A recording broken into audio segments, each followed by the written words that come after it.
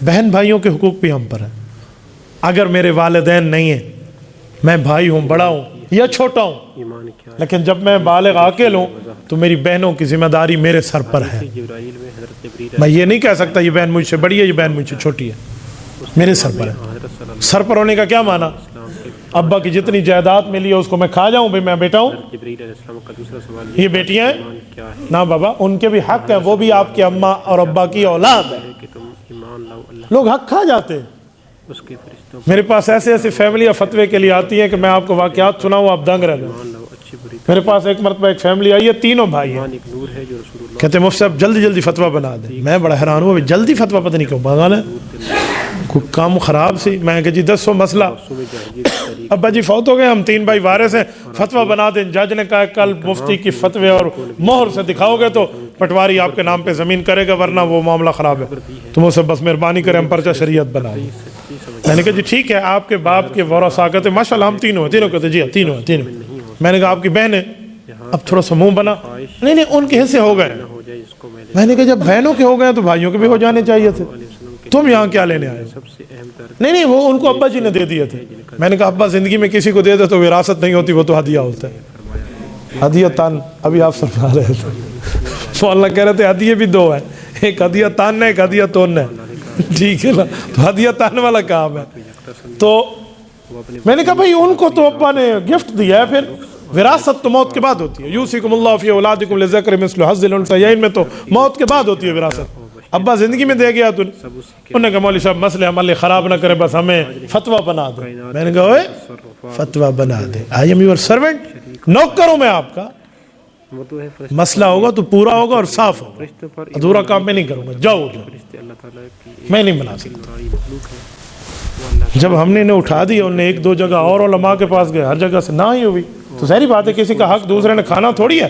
قیامت میں مفتی عبدالواحد کی گردن جہنم کا برج بن جائے اور آپ اوپر پاؤں رکھ کے چلے جاؤ. ہم کیوں غلط فتویٰ دیں؟ پھر وہ بہنوں کو لے کر آئے. جب بہنیں آ گئی انہیں سمجھا لکھا پڑھا کے لائے تھے کہ مولوی دے کے نہ کر دینی ہے. ٹھیک ہے ایک بندہ حصہ نہیں لیتا تو مجھے کیا ضرورت پڑی ہے میں اسے حصہ دلاؤں، لیکن بات تو پوری ہو نا، کھلی ہو. اب بہنیں آ گئیں، جی آ گئیں، اب بات کریں.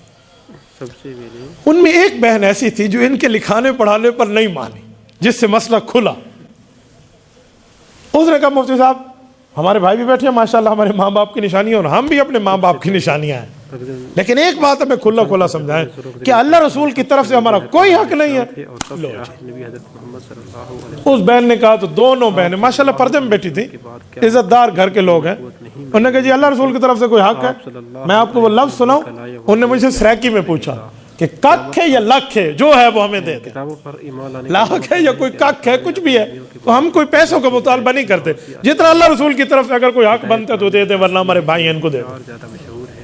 اور بہنیں کہنے لگی جب ہم نے بھائیوں سے حقوق کی بات کی تو انہوں نے کہا حق لے لو پھر میکہ تمہارا ختم ہو جائے گا. آج کے بعد اپنے آپ میکے کو میکہ نہ سمجھنا، ادھر نہ آنا.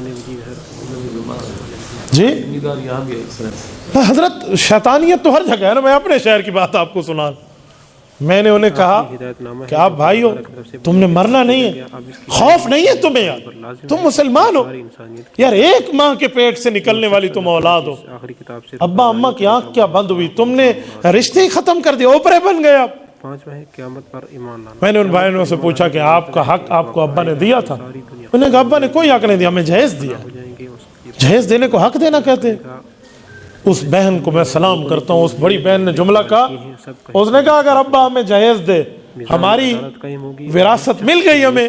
تو ابا نے انہیں وریاں بھی دی تھی، ان کی بھی ابا نے شادیاں کرائی تھی، ابا نے ان کے ولیمے کیے تھے، تو ان کو بھی پھر ابا نے دے دی. تو میں نے ان کے بھائی کو کہا یہ بات ٹھیک کر رہی ہے، ابا نے تمہیں بھی دے دی، ابا نے اسے بھی دے دی، اب زمین مدرسے میں جمع کراؤ، اب وراثت ختم ہے تمہارے مطابق. انہوں نے مولویوں نے دے دے نا. تو میرے دوستوں میری بات کا مطلب پھر میں نے انہیں سمجھایا، الحمدللہ وہ راضی ہوئے حقوق دینے پہ. ایک بھائی مجھے کہہ رہا تھا ہمارے جو بہنوئی ہیں نا انہوں نے انہیں غلط پٹی پڑھائی ہے. میں نے کہا اگر اس نے پڑھائی بھی ہے تو صحیح پڑھائی، اس کو غلط پٹی کیوں کہتے ہیں؟ تو بھائی ہمیں حقوق دیکھنے چاہیے.